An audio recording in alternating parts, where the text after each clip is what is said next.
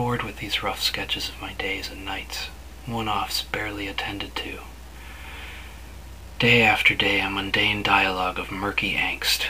I'm at it again with escape delusions. I go out and wander until my feet refuse in my worn shoes to take more steps. There I collapse. There I snooze within the precarious furrows and clefts of Hollywood backways, twitching like a crow with broken wings, so worn that I squeeze out the dreams, dry through the hours, not a fluid, unbalanced hallucination in my head. Woke up last night to a skunk in my face, its nose ticklish, its tongue lapping salt and saliva from my lips. I jerked and sat up. The darkness switched to streetlights like the jump cut of a film. Yet it didn't betray me when it ran off, that skunk. Didn't spray. Perhaps I felt some primal embarrassment, or pity. Anyway, the tawdriness of the marine layer gets me. It's not savage like a storm, not alive at dawn, not conspicuous like the soft spray of stars at 3 a.m. Even above this city, faint, the long-lost Milky Way somewhere among them, one imagines, if he knows of this galaxy at all. No, not even close to honest, these clouds. They conceal the heat and sun. They take away the morning. Even the high-rise palm trees cast no shadow, no stripes across the street. The strip malls look tarnished as old coffins. The world lies gray. I should stop waking up here, upside down, in appearance drunk and destitute. After I shake myself and crank up again, collect myself into human, brush the grime off my cheek scraped by sidewalk, I look bereft, a forgotten word. And the daylight denizens shun me as I stumble past them.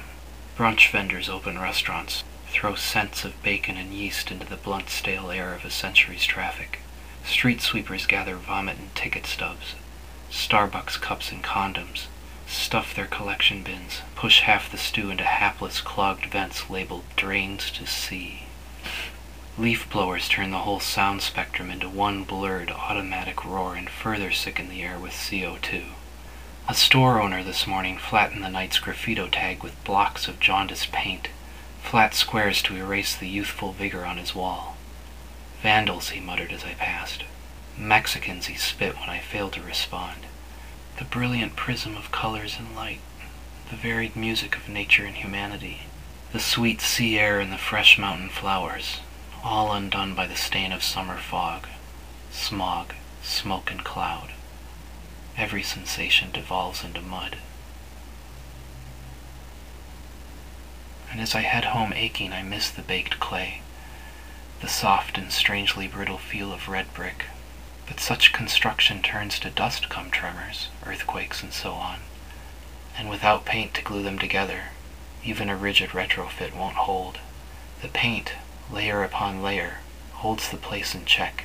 It makes the city cold even on the hottest days, even when vents open up and blow exhaust out of the sewers, when the butts of window air conditioners clatter their fans and circulate dead air. The city loses warmth. I touch the walls to brace myself, but they offer no comfort. I might as well fade into oblivion. Believe me, thirsty skunks in the back alleys of Hollywood, not a dead cliché. I see them, and opossums, feral cats, raccoons, and rats, of course, and coyotes, solitary, never in packs. These creatures remain where deer and angels have fled. Only scavengers survive. Soon the world itself will resemble this plain city. Soupy waterways and concrete continents. The grand tomb of a unique ecosystem, now a cloud planet. Like Jupiter or Venus, concealed beneath the dank dead atmosphere.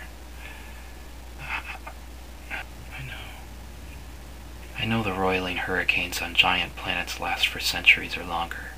The chemical swamp on distant globes lets nothing live. But we had something here. We had the uncertain mirage of paradise. And because we saw its imperfections, we began to break them down, only to find more, not to create more. We are not that clever, but to exacerbate the imperfections intrinsic to our home, Only scavengers will survive when we finish here. Sly organisms strong enough to stomach the new brewed, blended, bland ecology. Weeds. All weeds.